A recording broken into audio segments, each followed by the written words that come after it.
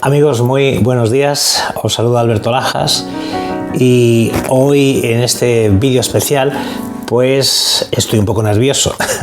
Después de más de 10 años de hacer vídeos, de dar conferencias, seminarios, de estar delante de muchas personas, pues hoy estoy nervioso porque hoy voy a hacer un vídeo muy especial, el cual lo hago aconsejado sobre todo por mi esposa y mis amigos más íntimos, los cuales me han dicho que quizás la gente no me conoce lo suficientemente bien como terapeuta y no saben quizá muchas facetas de mí. Y dado que el 11 de enero voy a comenzar el curso más importante que he hecho nunca en mi vida, pues también por este hecho, para que los futuros alumnos me conozcan, pues es que he creído, junto con mis amigos y mi esposa, que sería importante hacer este vídeo.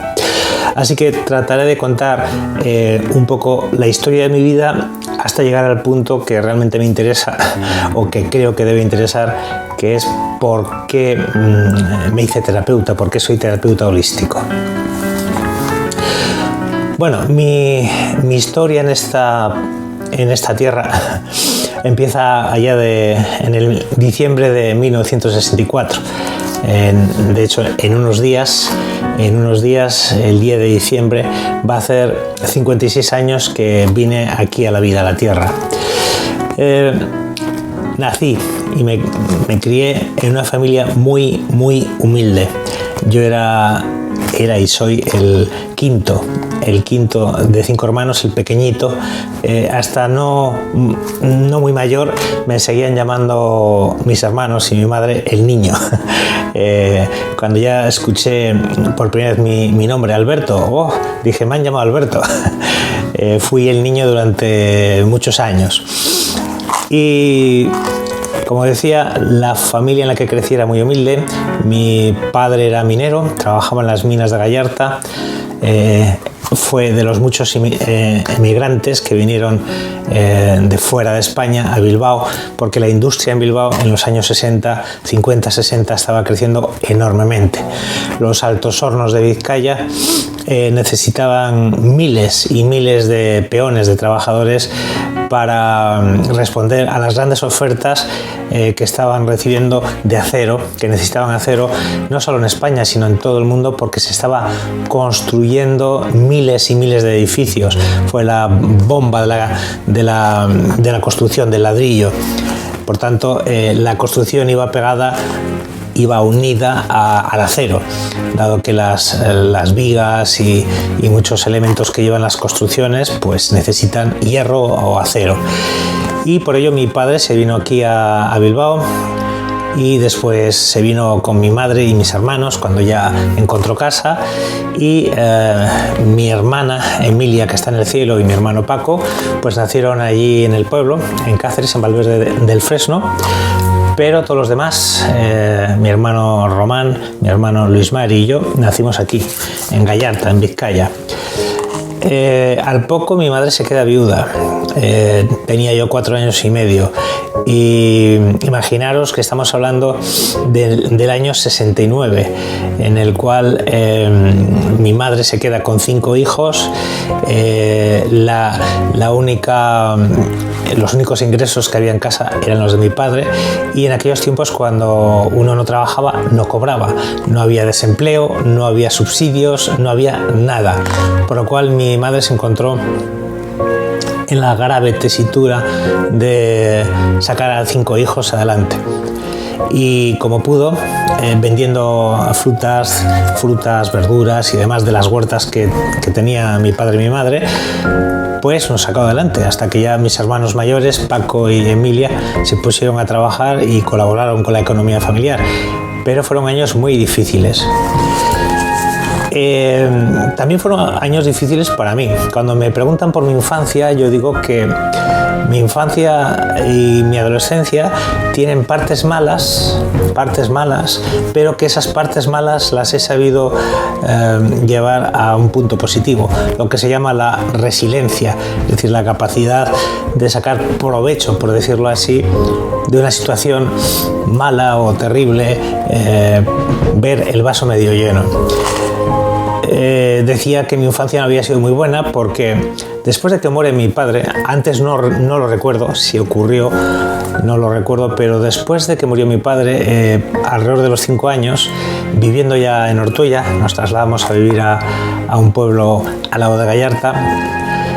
Recuerdo que empecé a tener visiones, empecé a ver seres que han partido, ángeles y demás, contando que yo en ese momento no entendía qué era lo que veía. Estoy hablando de lo que veía desde la madurez que tengo ahora, obviamente. Aparte de eso, yo no era un niño normal, es decir, era un niño muy sensible, lloraba enseguida por todo, me emocionaba enseguida. De hecho, muchos niños se rían de mí, me pegaban, me hacían mobbing porque decían que yo era raro. Entonces fue una infancia llena de los niños abusones que se metían con el pobre Albertito, dado que, como digo, yo era pues diferente a los más niños. Yo no decía palabrotas, no corría como loco, no me metía con las niñas, no jugaba al fútbol ni a muchos juegos que jugaban los niños. Yo me gustaba más pues jugar al ajedrez, me gustaba escuchar música clásica o cosas así, era raro. Pero dentro de ese moving, esa soledad de mi infancia, entre comillas, era un niño feliz, porque me daba cuenta pues que podía sentir, percibir, vivir de una forma distinta a la que lo hacían los niños, los cuales solo se centraban en ver partidos de fútbol, en jugar, en decir palabrotas, en contar chistes obscenos, y yo pues no les juzgaba, aún siendo un niño, pero me acuerdo que podía entender y sentir a los adultos más que a los niños. De hecho, llegó un momento que me hice muy amigo de gente adulta, es decir, siempre me juntaba allí donde había adultos. Recuerdo, por ejemplo, en una ocasión tendría yo 7 u 8 años, que estaba sentado yo en un parque allí de Ortuella, y al lado se sentaron 3 señores mayores de unos 70, 80 años, y ellos empezaron a hablar de cosas profundas, ¿no? De la vida, de la delincuencia, de las drogas, y yo, un niño de 7 u 8 años, me metí en esa conversación y empecé a dar mis pareceres o lo que yo entendía y sentía sobre esos temas. Recuerdo la cara de esos 3 señores que decían: pero niño, ¿de verdad que tú tienes 7 u 8 años? No, tú no eres normal. Tú eres un niño prodigio, me decían. Esa soledad que yo tenía por ser diferente, por ser raro, pues se llenó con muchos de mis hobbies. A mí me gustaba pintar al óleo, me sigue gustando pintar al óleo, me gustaba la música. Dado que siempre estaba solo, mi madre decidió que para no verme siempre solito en las calles, sin amigos, pues decidió apuntarme a clases de guitarra con 10 años, y fue una buena elección porque la guitarra, la música, no solo llenó esa soledad que yo tenía, sino bueno, fue una forma muy buena de sentir las cosas que yo sentía, las expresaba con la música, y lo sigo haciendo porque toco el teclado, toco la guitarra, y no tanto como antes porque ahora tengo más ocupaciones, pero sí sigo tratando de expresar con la música y la pintura, pues digamos, aquello que igual es difícil de expresar por la voz, por las palabras. Cuando me preguntan de los sucesos traumáticos que yo he tenido varios que me han dejado, digamos, marcado o impactado. Uno sería la muerte de mi padre. Y más que la muerte, la ausencia de mi padre, porque yo no era consciente de que mi padre estaba muerto, no entendía la palabra muerte. De hecho, nunca recuerdo que mi madre dijera que mi padre estaba muerto. No creo que pronunció esa palabra jamás. Yo algunas veces que preguntaba por mi padre, ella solo decía que se había ido, que estaba lejos, ya más mayor decía que estaba en el cielo. No acaba de entender qué le había pasado a mi padre, hasta que creo que con 11 o 12 años recuerdo que yo estaba en el pasillo de mi casa y estaba mi madre hablando con otras dos señoras, dos amigas, dos vecinas que estaban allí tomando café con mi madre, y mi madre no era consciente de que yo estaba en el pasillo jugando. Y de repente escuché cómo mi madre contó cómo murió mi padre, ¿no? Cómo mi padre estaba dentro de la mina, se derrumbó la mina, y aunque intentaron sacarle ya estaba muerto y todo esto, ¿no? Fue la primera vez que yo escuché cómo murió mi padre, y aunque eso me impactó, pero a la vez me dio un buen recuerdo de mi padre. Es decir, si yo ya tenía un buen recuerdo de mi padre, porque tanto mi madre y sobre todo mi hermana Emilia, que le conocieron muy bien, porque cuando falleció mi padre, mi hermana Emilia tenía 17, 18 años y le conocía bien. Como digo, a pesar de que mi hermana y mi madre me habían hablado muy bien de mi padre, me hablaban de una persona buena, muy inteligente, muy trabajador, excesivamente trabajador, muy padre, nos cuidaba y nos quería muchísimo, cosa no muy habitual en aquellos años, que predominaba el machismo y los hombres solían estar en el bar. Mi padre no bebía ni fumaba, siempre estaba o trabajando o en casa con sus hijos y su mujer. Pero si ya tenía una imagen buena de mi padre, pues sin duda que escuchar cómo murió mi padre, pues fue como un refuerzo a la imagen que yo tenía de él, ¿no? Es decir, murió haciendo todo lo mejor que podía hacer por sus hijos y en su trabajo y demás. De hecho, años después conocí a uno de sus encargados, a uno de sus jefes, y fue ese señor el que corroboró con palabras muy claras que mi padre era un ser excepcional. Recuerdo que dijo: tu padre era el mejor trabajador que he tenido, y se calló y dijo: rectifico, es la mejor persona que ha trabajado conmigo. Este hombre, el jefe de mi padre, me habló de él como un hombre bueno, cariñoso, muy amigo de sus amigos, muy educado. Nunca decía no cuando le decían Kiko, porque mi padre se llamaba Francisco, le llamaban Kiko. Kiko, hoy hay que quedarse una hora más para sacar más mineral. Y le decía: lo que esto diga, jefe. La muerte de mi padre, sin duda, como digo, me marcó en cuanto a la soledad de no tener a un padre. Yo veía cuando venían los padres a por las notas, o en los años de fin de curso, cómo venían todos los padres agarrando a sus hijos, y yo no tenía a mi papá. Entonces esa soledad o esa falta de mi padre sin duda me marcó. Pero hoy que tengo el conocimiento que tengo de vida después de la muerte, pues desde aquí le tengo que decir a mi padre gracias, porque con su ejemplo, con su comportamiento, puedo afirmar y decir que el 99% de cómo soy, cómo pienso, cómo me comporto, cómo he trabajado en mi vida laboral ha sido debido a esa imagen o a esa energía que mi padre me transmitió de alguna manera. El segundo hecho traumático que me marcó en mi vida fue a los 15 años. A los 15 años ocurrió en Ortuella algo terrible, algo increíble, algo que todavía más de 30 años después, casi 40, la gente de allí de Ortuella, del pueblo donde yo vivía, sigue consternada, porque lo que ocurrió fue muy grande. El colegio Marcelino Ugalde, que es donde yo estudié, en GB, por cierto, y que estaba al lado casi de mi casa, pues hubo una explosión.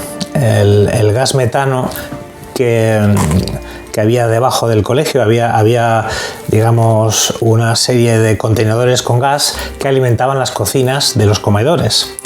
Pues ese gas, por algún fallo técnico que a día de hoy no se sabe ni es importante, pues el caso es que explotó. Alguien fue ahí a arreglar algo, encendió un soplete sin saber los miles de litros de gas que allí había. En esa explosión murieron 50 personas, creo que fueron 48 niños o 49 niños, 48 o 49 niños, y un maestro y una cocinera. Diréis que ¿por qué eso fue fuerte para mí? Pues fue fuerte para mí porque a esa edad, con 15 años, ese día no fui al instituto, yo con 15 años estaba estudiando en el instituto y no recuerdo por qué, el 23 de octubre era el cumpleaños de mi madre y yo estaba ayudando a mi madre a hacer una tarta para su cumpleaños. Le estaba ayudando a pelar limones y ingredientes que ella necesitaba para hacer esa tarta. Y serían como las 11 y media de la mañana cuando nuestro edificio se movió con una explosión, se escuchó una explosión y todo el edificio se movió entero. Yo en ese momento no le hice mucho caso porque cerca de donde vivíamos había minas que estaban todavía en activo, como en las que trabajaba mi padre, y a veces ponían explosivos para sacar el mineral y entonces estábamos como acostumbrados. Pero a la vez yo sentí que esa explosión era distinta a las que solíamos escuchar, era como más fuerte, con más reverberación. Al rato de esa explosión tocan el timbre abajo, nosotros vivíamos en un tercero, tocan abajo en el timbre insistentemente y nos dicen que vayamos al colegio urgentemente, que ha explotado. Yo le digo a mi madre que ha llamado a una vecina y que me dice que vayamos al colegio, que ha explotado. Vamos allí y nos encontramos pues el colegio Marcino Ugalde totalmente en ruinas. En ese momento estábamos todos confundidos. No sabíamos lo que había pasado, ni si los niños estaban vivos, muertos, ni qué había pasado. Lo que sabíamos es que había que sacar a los niños de allí como fuera. Y estábamos esperando que viniera Protección Civil, los bomberos, ambulancias, pero tardaban muchísimo. Por lo cual, varios vecinos de allí, varios hombres, crearon un grupo y dijeron, venga, voluntarios para quitar aquí, para intentar quitar escombros, tierra y sacar a los niños. Y yo, bueno, sin saber muy bien lo que me iba a encontrar, pues fui voluntario con otros chicos y otras personas y allí estuvimos sacando pues niños que ya habían fallecido. La imagen de aquellos niños, muchos sin miembros, a día de hoy, con 56 años que voy a hacer, sigue torturándome en mi cabeza. Pero sobre todo la imagen de mi sobrina Yolanda, que estaba allí fallecida. En ese momento, cuando yo salí y le dije a mi hermana que estaba allí, mi hermana todavía no sabía lo que había pasado, y cuando le dije que había fallecido, no puedo aún superar totalmente el dolor de mi hermana, sus lágrimas, su mirada. Pero como decía, esos sucesos en mi vida, tanto la muerte de mi padre como que ha sido un suceso muy grave, pues me ayudaron después como terapeuta al entender lo más fuerte que se puede sufrir. Puedes entender casi todos los grados de dolor, porque creo que ver esa situación como yo vi es una situación que poca gente puede vivir. Y cuando, como digo, vives una situación de dolor así tan grave, tan grande, tan fuerte, tan impactante, pues cuando en las consultas te vienen y te cuentan que su marido la maltrata o que su padre la abusó sexualmente de niña o cosas así, no es que no sean importantes, pero como digo, cuando has llegado a ese grado de dolor tan fuerte como yo llegué, pues puedes tener esa empatía o esa capacidad de entender a las personas en su sufrimiento. Y el tercer dolor que me ha enseñado a ser como soy sería la muerte de mi hermana. A pesar de que yo creo en la vida después de la muerte y he tenido experiencias que me han demostrado que hay vida después de la muerte, obviamente perder a un ser querido es un dolor que no se puede gestionar tan fácilmente. Y después de 4 años de lucha con el cáncer, pues mi hermana se fue y dejó en mí un gran vacío, porque mi hermana, yo con mis hermanos no me llevo, de hecho a día de hoy ni me hablo con ellos, son, vamos a decir, personas especiales. Ellos dicen de mí lo mismo. Pues será que mi forma de ser especial y su forma de ser especial no coincide. Mis hermanos viven en su mundo, pero mi hermana Emilia era igual que yo. éramos uña y carne. De hecho, a las sesiones de quimioterapia las solía acompañar yo y siempre estábamos juntos. Desde niño, que ella me crió prácticamente, era como mi madre, hasta el momento que falleció en mis brazos. Yo me abracé a ella en la camilla del hospital y se fue abrazada a mí. Algo muy bonito y que jamás olvidaré. La muerte de mi hermana fue también ese punto de impulso hace 15 años que me ayudó a ser el terapeuta que soy. He aprendido con estas circunstancias que os he contado. Hay muchas más dolorosas que he sufrido, pero digamos que he contado estas por entender que son las más importantes en mi vida o que más me han marcado. Y estas circunstancias, como digo, después me han ayudado a poder entender bien el dolor y a comprender a las personas en todo lo que en más de 21 años me han contado. Pero, ¿cómo llego a ser terapeuta? Pues casi por casualidad. A mí las terapias alternativas siempre me habían gustado. En mi casa siempre había habido, como dijéramos, un ambiente natural. Mi bisabuelo había sido curandero, o como dirían en México, chamán, ¿no? Mi bisabuelo, el abuelo de mi madre, pues trabajaba con plantas, colocaba los huesos, hacía masajes y esas cosas, ¿no? Y aparte, en mi casa siempre había plantas medicinales. De hecho, yo he ido con mi madre al campo, al monte, a coger manzanilla, romero, mentapoleo y todas esas plantas que luego mi madre utilizaba para cuando estábamos malos. Es decir, cuando íbamos al médico ya era en situaciones muy graves, porque mi madre siempre utilizaba los emplastos, los baos, con eucalipto. Me acuerdo cuando estábamos acatarrados que nos obligaba, venga, tienes que meter la cabeza debajo de la manta y de los baos de eucalipto, ¿no? Para el tema de los pulmones. Entonces, como que el tema de la medicina alternativa o natural siempre ha estado ahí. Y de joven practiqué, hice cositas, compraba muchos libros de medicina natural y entonces como que eso estaba ahí, estaba en alguna parte de mí, el tema de la medicina natural. Yo pasé por muchos trabajos. El primer trabajo que tuve fue en el ayuntamiento de mi pueblo, de Ortuella. Trabajé como 4 o 5 años, trabajé de jardinero y en el servicio de limpieza. Bueno, tenía 19 años y en ese momento pues no estaba mal, era un sueldo bien pagado, aunque obviamente no era el trabajo que a mí me hubiera gustado, pero con 19 años no pensaba mucho en el trabajo o en la satisfacción interior, pensaba más en el sueldo que me daban para gastármelo con mi novia, comprarme mi coche que me compré y no sé qué. A esas edades creo que se piensa muy poco. Fue después que ya me casé con la madre de mis hijos, de la que estoy divorciado, con Sonia. Cuando me casé y después de 13 años de un matrimonio, vamos a decir, nefasto, el cual por otro lado era normal que ocurriera, porque cuando dos personas no se quieren, pues el matrimonio no puede ir bien y obviamente no había amor, y cuando no hay amor pues hay tensión y hay discusiones y demás.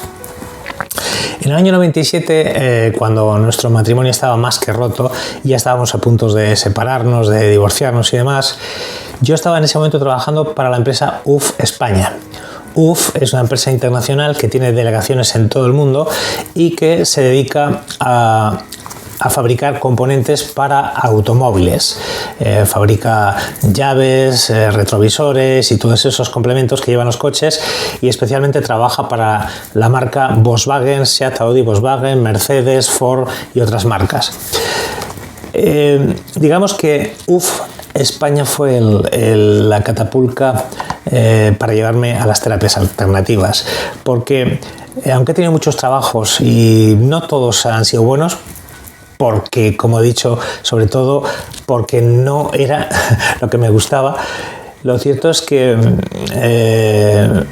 el de UF España fue el peor, aun siendo el mejor pagado, porque estaba de jefe de sección de mantenimiento, limpieza, y ganaba muchísimo dinero, pero trabajaba todo el tiempo, todo el tiempo y tenía muchísima responsabilidad. Tenía más de 50 personas debajo mío a las que yo tenía que controlar para que hicieran su trabajo. Tenía que controlar 14.800 metros cuadrados de fábrica. Tenía que ir por todos los lados viendo que todo estuviera correcto, que los residuos se echaran en los sitios adecuados, todo lo que tiene que ver el mantenimiento de una fábrica. Y eso me generó un estrés tremendo. Si ya mi matrimonio estaba mal, el estrés que yo sufrí, que me llevó casi a una depresión profunda, junto con saber que mi hermana ya estaba mal, en mi mente yo sabía que mi hermana se iba a ir, todo eso hizo una bomba atómica que me hizo estar muy mal durante mucho tiempo. Yo casi no dormía, casi no comía. No llegaba a 48 kilos, nunca pesé 50 kilos, era un palillo, ahora peso 83 y estaba en un estado lamentable, mental, física, espiritual, en todos los sentidos. Fue en ese momento en el que, como digo yo, nada ocurre por casualidad. Pues un buen amigo de Bilbao vine de vacaciones. Yo cuando aquello vivía en Soria, en el Burgo de Osma. Me trasladé de Bilbao porque la empresa en la que yo trabajaba me trasladó ahí a esa fábrica. Y vine de vacaciones a Bilbao a ver a mi familia, a ver a mi hermana cómo estaba, y me encontré con un amigo que hacía años que no veía. Y este amigo pues me dijo que estaba muy contento porque había terminado estudios de medicina natural y estaba trabajando con pacientes, y yo le dije que me explicara qué era eso, como medicina natural, pero eso se puede estudiar. Me explicó que en aquellos años, como en los actuales, la medicina natural en España no es reconocida, es decir, no puedes ir a una universidad, aunque sí puedes hacer máster de terapias alternativas, pero no es una carrera. Y me explicó que hay que estudiar de forma privada, etcétera, etcétera. Bueno, como que me puso el gusanillo ahí, ¿no? Y en esto de que después de hablar con mi amigo, unas semanas después, leyendo, yo estaba suscrito a una revista de psicología, no recuerdo cuál, creo que era Cuerpo y Mente o alguna de estas. Y recuerdo que en una de esas hojas de publicidad venía la publicidad de una escuela de Barcelona de medicina natural para hacer un curso de naturopatía. Vi el precio, que era carísimo, y vi que requería 4 años de mi vida.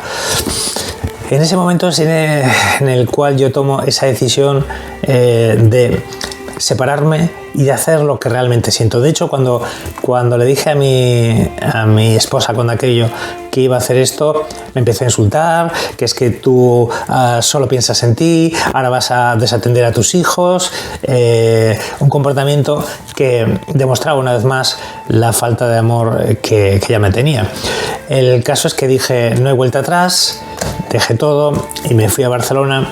Y bueno, después de estudiar más de 4 años, salí de allí pues muy perdido. Yo pensaba que al terminar los estudios pues iba a poder ejercer, pero tampoco me preocupaba porque en ese momento yo no quería dedicarme a eso. Es decir, por eso he dicho antes de casualidad lo de terapeuta, porque cuando yo estudié lo hacía como por algo de superación personal, por demostrarme que yo podía hacer más cosas que las que venía haciendo, ¿no? Es decir, en mi mente no estaba, pues ahora termino esto y me dedico a pasar consulta. Para nada, de hecho estaba muy lejos. Y fue cuando una buena amiga, que se llama Marta, que vivía y que vive en Íscar, en Valladolid, pues por medio de otra amiga llegó a mí y se enteró que yo había estudiado medicina natural, y entonces ella me decía que tenía muchos problemas de salud, tenía problemas de tiroides, engordaba, no dormía, tenía muchas depresión, ansiedad, etcétera. Y entonces que si yo la podía mirar, y yo dije, bueno, pues no pierdo nada, es decir, es una amiga. Y entonces pues yo la miré. Me acuerdo que me tiré mucho tiempo, pero como no había prisa, no había más pacientes, me tiré 2 o 3 horas mirándola, la miré bien el iris, etcétera, y llegué a las conclusiones que llegué respecto a por qué ella estaba así, bloqueos emocionales, ciertos alimentos que tomaba que no debía tomar, etcétera, ¿no? Le di un tratamiento de oligoelementos, homeopatía, algunos complementos, consejos dietéticos, etcétera, y ya me olvidé de eso. Al mes o mes y pico me llamó Marta por teléfono y me dijo, Alberto, no sé ni cómo darte las gracias. has cambiado mi vida. Y digo, Marta, ¿qué te ocurre? ¿Qué me ocurre? He perdido en mes y medio 12 kilos. Mi tiroides, según los últimos analíticas de mi endocrino, mi tiroide, que estaba hipotiroidea, funciona perfectamente. Voy al baño todos los días. Tengo deseo sexual, tengo alegría, duermo, estoy bien. Y eso en mes y medio que tú me diste el tratamiento. Yo le dije, pues bueno, Marta, me alegro. Bien, y eso, ahí quedó la cosa. Al poco Marta comentó a un montón de personas lo que yo le había hecho y empecé a recibir llamadas. Oiga, señor Lajas, ¿me podía usted mirar? Pero oiga, es que yo no paso consulta. Bueno, le pago lo que sea. No, si no es dinero, si yo tengo mi trabajo, yo gano bien, no necesito. No, que sí, yo le pago y tal. Bueno, y por compromiso empecé a mirar más personas y lo mismo que con Marta, todas esas personas estaban satisfechas de lo que yo hacía. Y de nuevo digo, ahí se quedó eso. No se quedó eso ahí. Resulta que donde vivía Marta, en Íscar, Valladolid, en Íscar, un pueblecito muy bonito, pequeñito, pero muy acogedor. Bueno, pues allí en Íscar, Marta conocía, donde compraba ya los productos de lo que yo le había recetado, en el herbolario Herbo Íscar, pues ella conocía a la dueña de la tienda, que era Adoración, Dori. Y entonces Dori no le iba bien con la tienda, digamos que malvivía, y entonces le dijo a Marta, es que aquí necesitas un naturópata que venga al menos una vez a la semana para que recete tus productos y así ayuda a las personas y oye, y así te ayuda a ti. Bueno, total, que me dijo Marta me habló de Dori, oye, ¿por qué no pasas consulta? No, bueno, ¿qué dices? ¿Estás loca? Yo no quiero pasar consulta, yo no necesito pasar consulta. Y además, ¿cómo voy a venir yo desde Soria a Valladolid, que son 2 horas y media de viaje? Que no. Vamos, me lo quité de la cabeza. En una ocasión que fuimos a comer a casa de Marta, nos invitó a comer cuando yo tenía a mi esposa, Sonia, y a mis hijos, y estando allí me dijo Marta, oye, ¿me puedes hacer un favor? Mira, solo no quieres pasar consulta, no pasa nada, pero solo quiero que conozcas a Dori. Vas a ir a su tienda, luego, más tarde, la conoces y yo qué sé, por lo menos que te conozca y tú la conozcas. Digo, bueno, como tú quieras, Marta. Bueno, todas las cosas ocurren por algo, como digo, y bueno, fui allí a la tienda, al herbolario de Dori, nos conocimos, hablamos y sin saber cómo, yo no lo sé cómo, nos hicimos amigos. Cuando miramos el reloj, anda, se han pasado ya más de casi 3 horas. Nos dimos cuenta de cómo congeniábamos. Yo, según hablaba, le iba diciendo cosas que había de ella. Le digo, ¿tú tienes problemas con los huesos? Sí, pero eso, ¿cómo sabes? Digo, veo que tienes ahí unos arcos en el ojo, las manchas que tienes, no sé qué. Y veo además que estás pasando por un mal momento, por esto, por lo otro, no sé qué. Sí, pero bueno, ¿tú cómo sabes esto? Entonces, como que esto la impactó y tal, ¿no? Entonces ella me dijo que a la tienda le venían personas con mucho dolor, con mucho sufrimiento, que estaban cansadas de cómo los médicos alópatas les trataban. Venga, toma esto, receta, siguiente, ¿no? Y me decía, una persona tan humana como tú aquí en el pueblo ayudaría mucho. Yo no sé cómo lo hizo Dori, no lo sé, pero me convenció. Y a pesar de que el que yo aceptara pasar consulta significaba que todos los sábados, que era mi día libre, yo libraba los sábados y domingos en la fábrica, todos los sábados yo tenía que ir, levantarme a las 6 de la mañana, a las 6 y media, para hacer un viaje de unas 2 horas y estar ahí a las 8 y media, 9 y pasar consulta. Bueno, yo le dije a Dori, voy a probar una consulta, es decir, un día, un sábado, y a ver qué pasa. Pero no tenía muchas expectativas. Cuando llego el primer sábado me tiene allí 30 personas, digo, Dios mío, y yo necesitaba como 1 hora para cada persona. No sé cómo lo hice, pero miré a las 30 personas. Me fui de allí el sábado y el lunes por la tarde, recuerdo que me llamó Dori llorando, feliz. Le digo, Dori, ¿qué te pasa que estás llorando, mujer? Me dice, es que Alberto, los 30 personas que has mirado, todos ellos me han venido y me han dicho que eres una persona maravillosa. ¿Cómo les has entendido? ¿Cómo les has escuchado? ¿Cómo les has aconsejado?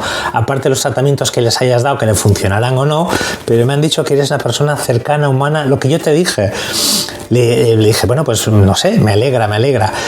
escuchar esto. El caso es que esas 30 personas trajeron a otras tantas y otras tantas y otras tantas, y así empezó mi carrera como terapeuta. Puedo decir que mi escuela real, mi verdadera escuela, fue en Herbóiscar, en el lugar donde yo empecé a trabajar, porque todas esas personas humildes de ese pueblecito, eran personas muy humildes, se mostraban tal como eran. No había como una personalidad artificial, no. Eran gente de pueblo, gente normal, gente casera, amigable, que confiaban en mí. Entonces, y luego cuando volvían a las segundas y terceras consultas, porque yo les hacía volver y veía lo bien que se encontraban y que ya me trataban como un amigo. Cuando iba yo por el pueblo me saludaban y me abrazaban. Algunos me traían de regalo cosas, me traían cosas de la huerta. Mire, le traigo unas lechugas o cosas así, y me daba cuenta de la necesidad que tenían de mí. Después de eso llegó un momento en el que me salieron más consultas, porque digamos estuve 4 años allí en Valladolid, pero me volví a Bilbao. Me divorcié, me separé, me divorcié, me volví a Bilbao, mi tierra, y aquí empecé, es decir, iba a Íscar, a Valladolid, y además yo empecé a pasar consultas cada día, de lunes a viernes, en Bilbao. Si miro para atrás y pienso en los cientos y cientos de personas que he tratado, puedo decir que han cambiado mi vida.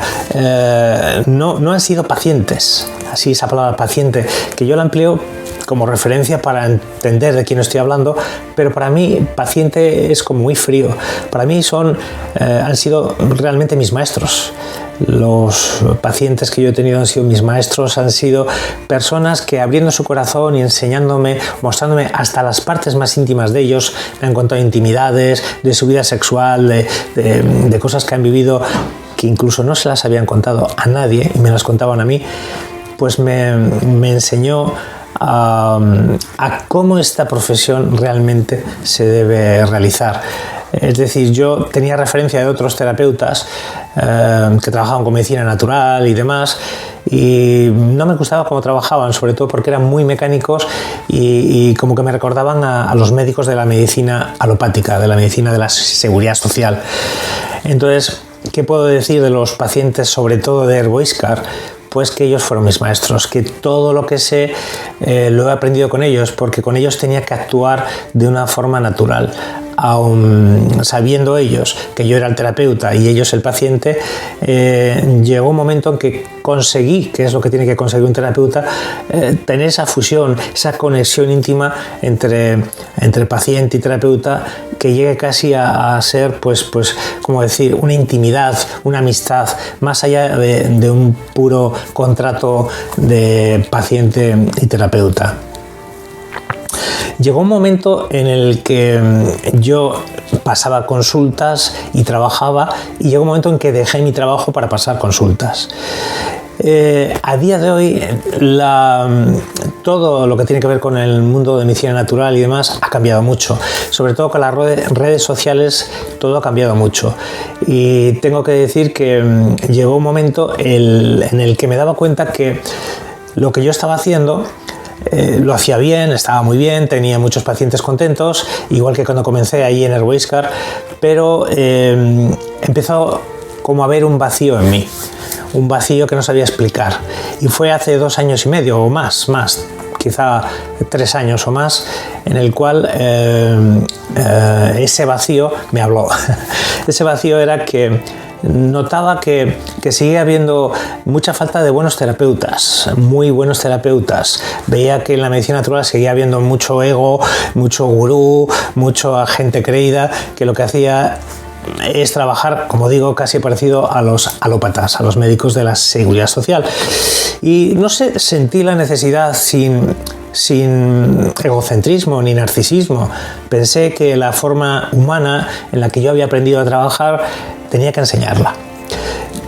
Y llegó el momento en el que quise hacer de esto una empresa, es decir, enseñar. No sabía muy bien cómo hacerlo, por ello me apunté a DEMA. DEMA es una empresa que trabaja para para el gobierno vasco, para Diputación. Es una empresa que se dedica, digamos, a ayudar a las personas a la creación de empresas, ¿no? Te ayudan a hacer el proyecto, a ver la viabilidad, a conseguir los fondos para la empresa y todas esas cosas, ¿no?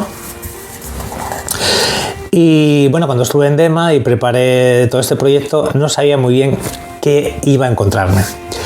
Bueno, lo cierto es que comencé con Centro Lajas Internacional, que como sabéis hace unas semanas ahora ya se llama Escuela de Terapeutas Holísticos, porque pienso que es más correcto esa expresión con el fin que tiene esta escuela. Y os puedo decir que he estado varias veces, a punto de dejar de dar cursos, porque me doy cuenta que la gente no entiende muy bien qué es esta profesión, y yo cada vez que oferto cursos casi nadie se apunta, o se apuntan cada vez menos, porque ellos piensan que con lo que ven, quizás es una opinión mía, piensan que con lo que ven en los tutoriales de YouTube o en 4 libros que leen es suficiente. Y a pesar de que casi no se apunta gente a mis cursos, de hecho en este que voy a empezar el 11 solo hay una persona apuntada, que es Mónica de Portugalete, y aunque solo siga ella, por ella voy a hacer el curso porque entiendo que si me he metido en esta aventura tengo que acabarla hasta el final, aunque eso influya o signifique pasarlo mal muchos meses económicamente. De hecho, ahora mismo estoy viviendo casi de mis ahorros, y varios amigos me han dicho que lo deje y que me dedique a otras cosas. De hecho, tengo otras posibilidades de trabajo y no lo he hecho. No lo he hecho porque soy una persona, quizás aprendí de mi hermana, que cuando empiezo algo lo quiero acabar.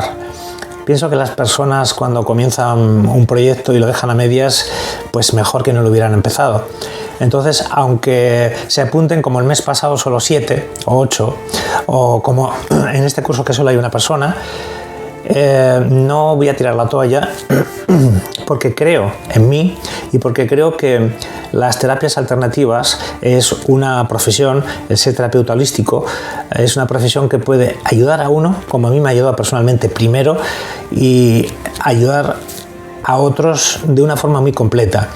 Por ello, a pesar, como digo, de que muchos me dicen: Alberto, pero otro mes que casi no has ganado dinero, casi lo que has ganado es para pagar impuestos, el alquiler, el agua y la luz, déjalo. O sea, esa voz del diablillo, que déjalo, ¿por qué estás perdiendo el tiempo?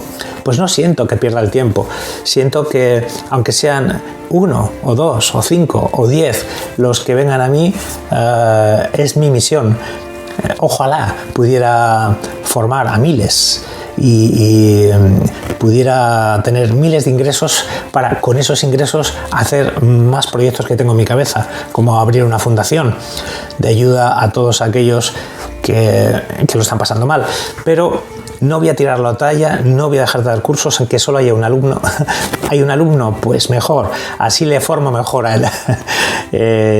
Creo que el marketing que se hace por ahí de vender cosas no es correcto. Mi marketing es, este soy yo, esto es lo que sé, esto es lo que tengo, y te lo voy a dar lo mejor que yo pueda a ti. Para finalizar,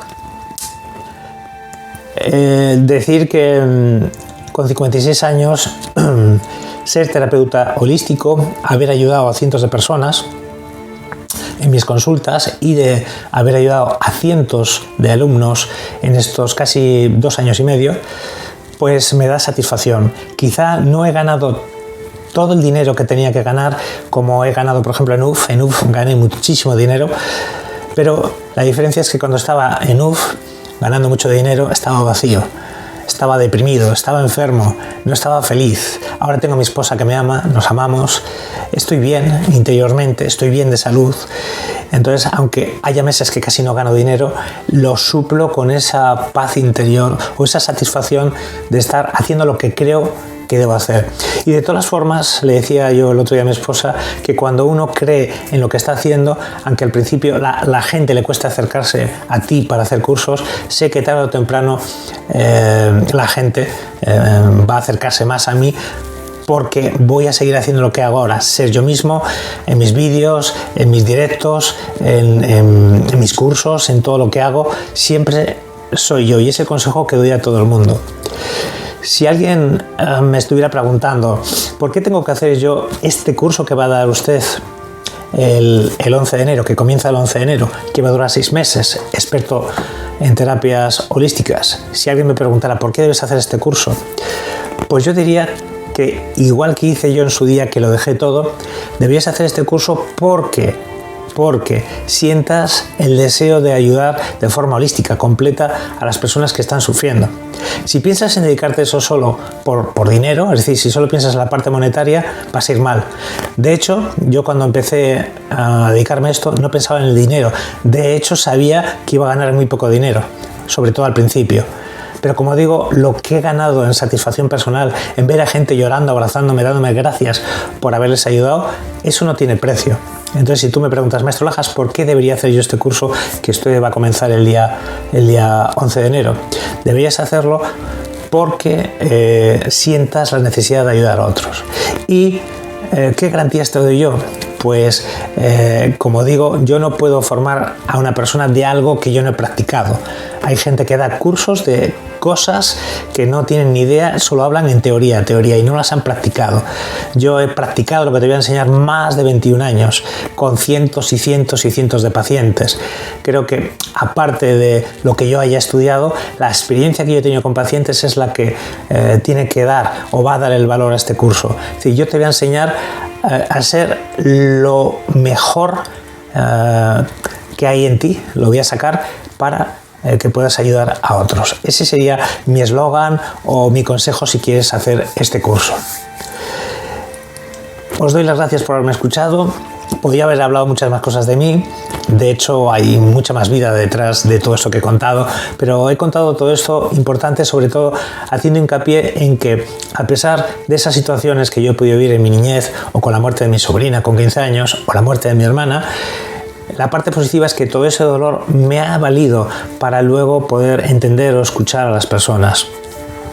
Si tú lo estás pasando mal, si no te gusta el trabajo que tienes, si quieres ayudar a los demás, ser terapeuta, experto terapeuta en terapias holísticas, creo que sería una buena decisión, pero tienes que sentirlo. Si quieres hablar conmigo para saber más sobre esto, sobre este curso, albertolajas@gmail.com, o me mandas un WhatsApp, más 34 67 673 14 63. Gracias por escucharme. Bendiciones.